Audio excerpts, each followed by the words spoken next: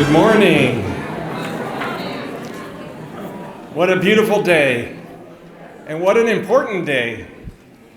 We are so blessed to gather together today to celebrate the lives of these centenarians of Hillcrest.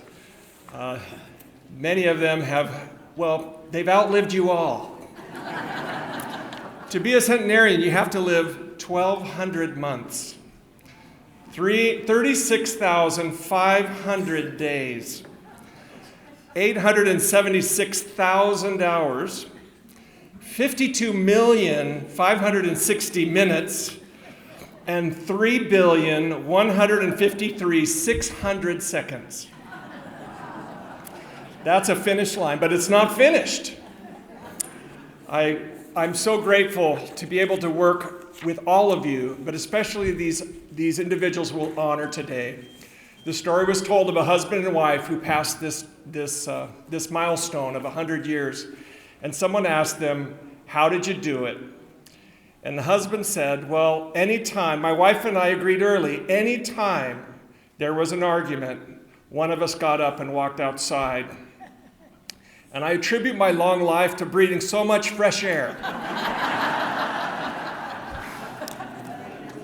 Well, today you're going to hear real stories, not jokes. But we do want to thank you for coming, and we thank each of you for making this day possible for all of us. I now turn the time over to Shirley Turner, Director of Sales and Marketing for Hillcrest. Thank you for being with us.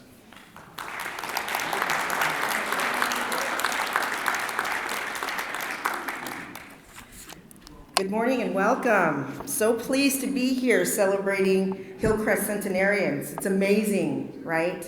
This is an amazing day. Thank you for coming, and I know that there are people from out of town, and I'm so glad that you can be here to celebrate this morning and these wonderful residents with us today.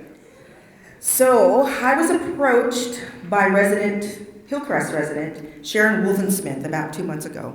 She had a great idea to recognize our residents that have reached 100 years of age and up. And here we stand today. Sharon has been a resident for approximately 7 years, very active at Hillcrest and the outside community. She has a caring heart, and she shows it. She is a published author and her autobiographer of her own autobiography. It's a conundrum, right? Finding Her. She interviewed and wrote the biographies of each centenarian sitting up here this morning. There'll be more on biographies later, but for now, let me welcome Sharon Wolfensmith.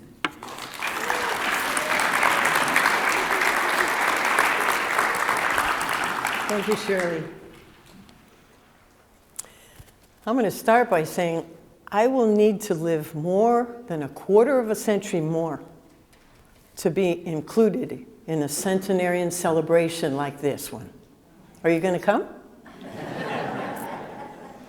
I enjoy writing articles for our monthly newsletter, The Happenings. And several months ago, as Shirley mentioned, some friends of mine suggested that I write about our oldest Hillcrest residents. And so, with permission, I began interviewing people, writing, and look who we have with us today. Right here and right here. I think it's beautiful.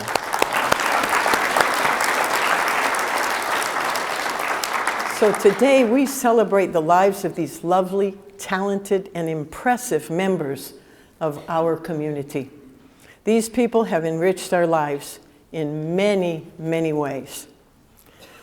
So some of you know them and some of you don't, and you might be sitting in the back, but I'm going to highlight a couple faces here. You're going to be looking at these photos I need you to know who they are. And you look in your program and you can see their names, but some of you may not know how to line up the name with the face. So here in the top left is Imogene Hanawalkt. Amy, right here. And the photo under that, right here, is Atala Bravo. Right here. And then next is Lena Coffman. And she's on the end here. And then right in the center, right here in the center is Ruth Kurtz.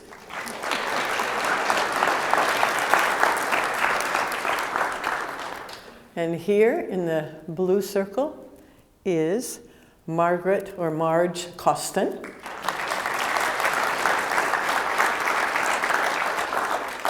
And up on the top right is Graham Lovelace.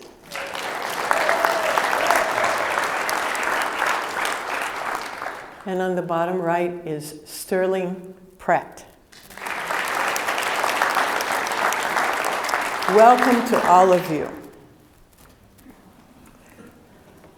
Now I will read just a few portions, short snippets, oh that's redundant, from our Celebrating Centenarians booklet. Booklet? Booklet. Wow, that's pretty cool. Okay. Well, you have to wait a few minutes to learn how to get one. Okay. So I'm going to read just a little bit from the booklet. First, Ruth Walker Kurtz. Ruth was born in 1919 in Pennsylvania. As a child, if she didn't do what she was told, she explains, my father would turn me over his lap and paddle me. Once she was told to wash the dishes but didn't want to. Her father took her aside and said, I think we better talk to God about this. And Ruth replied, I don't want to talk to God today. Instead of getting angry, her father smiled and had a twinkle in his eye. As a young woman, while she was living in Laverne with her brother, she became interested in the next-door neighbor named Bob. Even though she had a long-term boyfriend at the time, this neighbor boy invited her to go to a singing event with him, and she went just because he had a car. She married Bob Kurtz a few years later. A grandson once asked her, so Grandma, what do you want for your 90th birthday? And she replied, I want to go up in a hot air balloon. Thank you, Ruth.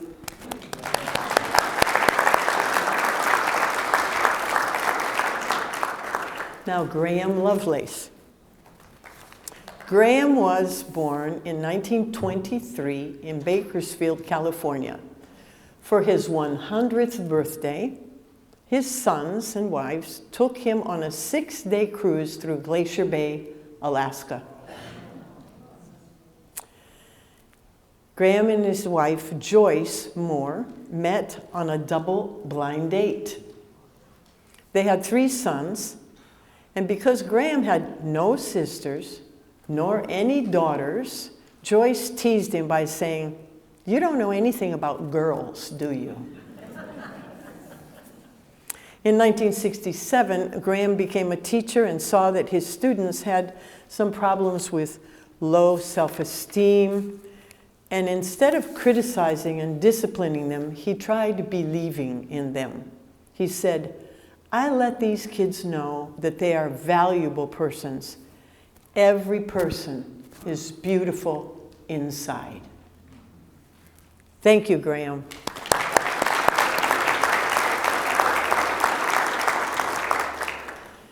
Lena Coffman. Lena was born in 1923 in Live Oak, California, the Peach Bowl, right on the border with Oregon.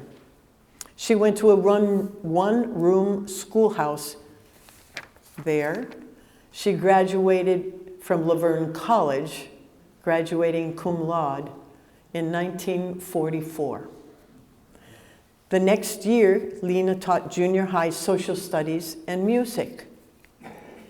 In 1971, she received her MA in library science And she says her happiest years were serving as a reference librarian at Chaffey Community College.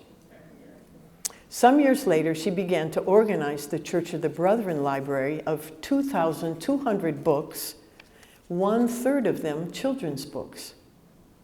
When she was 99, she still volunteered as a substitute librarian and also mended all books in need of repair. Lena is an accomplished musician as well.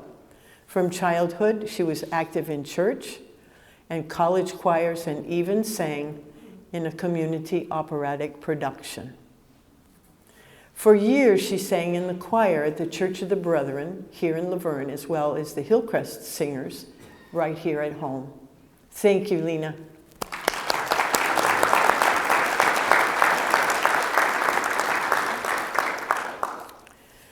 Margaret Fitzgerald Coston, to my left.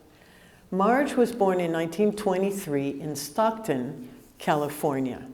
She went to College of the Pacific, graduating in 1947. Through work with the YMCA, she met and married Bill Coston, in 1947.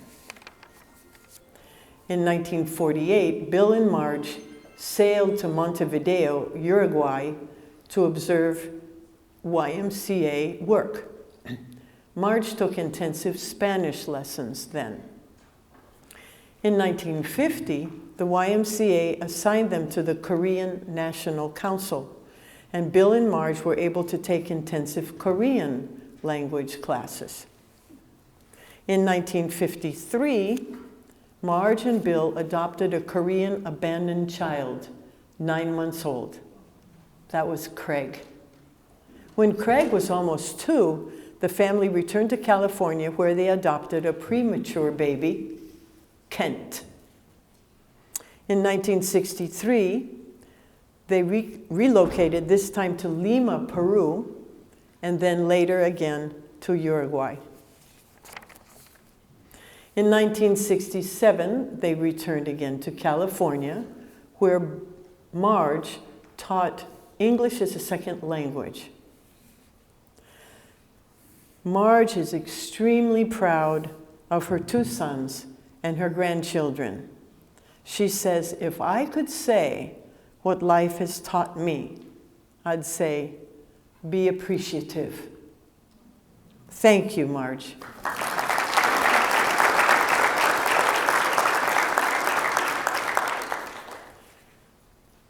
Charles Sterling Pratt. Sterling was born in Denair, California in 1920. Sterling can't really believe that he's lived to this age. He's bright and sharp and healthy. He went to the University of California at Berkeley and graduated with a BA in metallurgical engineering. He married Dorothy Walton in 1947. She had graduated from UC Santa Barbara. Sterling smiles and says, she was always smarter than I. Sterling's first job was with the Bureau of Ships. They needed a metallurgist to use radiation to examine ships and submarines. In Sterling's long life, he is most proud of his family. He says, every one of them has done well. And the key to living a good life is to get up every day with something to do and be sure to laugh at your mistakes. Thank you, Sterling.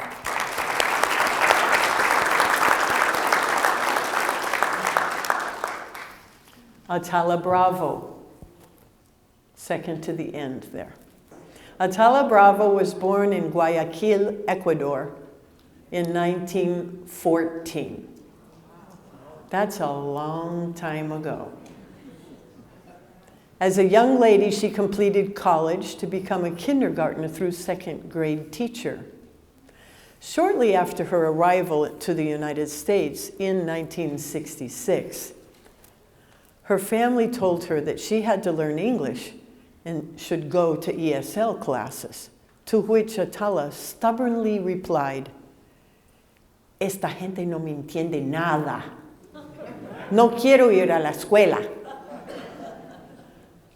These people in the school don't understand me at all. I don't want to go to the school. She attended only 4 days and quit, never learning English. Violeta Viao, who is sitting at her side at the end of this table, is a faithful, loving daughter who spends most of every day sitting with her mother at Woods Health Services. Atala is no longer able to carry on a conversation, but probably is much more aware of whatever we can imagine. She's probably much more aware. Apparently, she dreams about her school teaching days because when she talks in her sleep, she says, "Students, sit down. I told you not touch that. Go over there." She has 9 great-great-grandchildren. Gracias, Atala.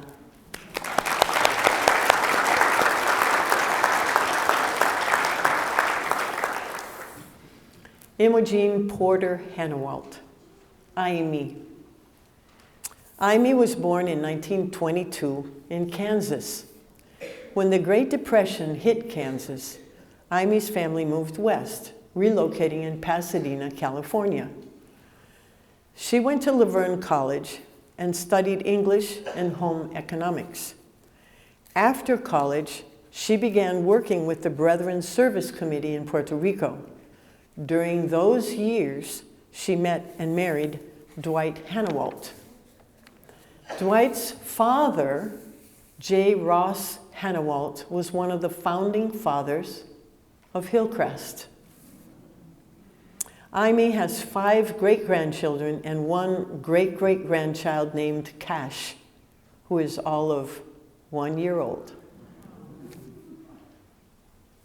Amy is deeply grateful for the Church of the Brethren because her grandfather was active in it in Kansas, and her family has been faithfully involved generation after generation. Thank you, Amy.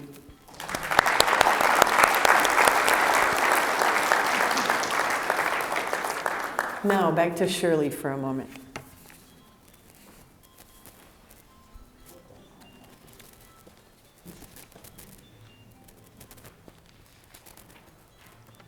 Thank you, Sharon. Can we just recognize our wonderful centenarians here one last time? And one more time.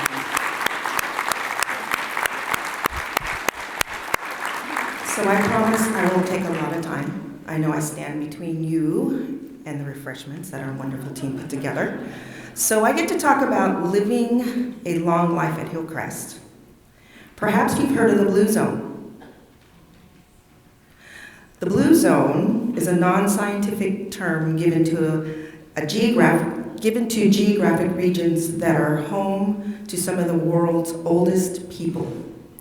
The Blue Zone is a brand mark developed by 3 people decades ago. They investigated people around the world living longer and better. They identified Blue Zones first by identifying all the world's longest lived people in areas where people consistently reach the age of 100, and then identified the common denominators. There are 5 identified Blue Zones in the world, perhaps more. They are Japan, Italy, Costa Rica, Greece, and guess where else? Loma Linda, California. Now don't go saying, I'm not saying that we are a Blue Zone. I'm just identifying that Hillcrest is similar, right? I'm just making a comparison. So what are the common denominators of these Blue Zones? Natural movement, engaging in physical activities, a sense of purpose, stress management, forget the worry and eat ice cream. Plant-centric diet, eating more plant-sourced foods such as nuts, grains, seeds, beans. So if you check out Hillcrest's Mind Diet menu, which includes things such as roasted beets, arugula, quinoa salad, fig salad, pecans, Swiss chard, etc., right? Kind of fits in there. A social network, spirituality, and family. These are the lifestyle habits that Blue Zones have in common, all which can be identified right here at Hillcrest.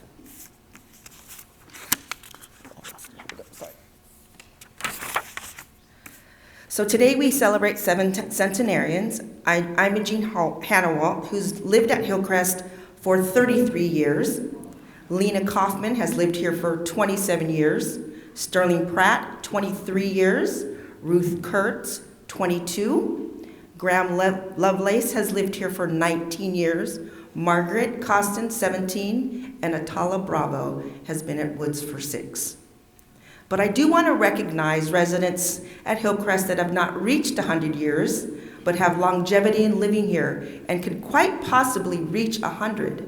So if they're not sitting here this morning, they moved into Hillcrest, when I say sitting here, sitting up here in their 60s or 70s, right? I can almost non-scientifically say living at Hillcrest promotes longevity. So just to recognize Yvonne Belcher, who's lived here for 30 years, Joe Schechter, who's lived here for 27 years, and Sharon Wright, who's lived here for 26, and the list goes on. So living long exists in Blue Zones, and I believe it exists at Hillcrest. So we are examples of intentional living. That is what I have today. Thank you very much, and I'm going to head it back to Sharon Robinson. That's cool.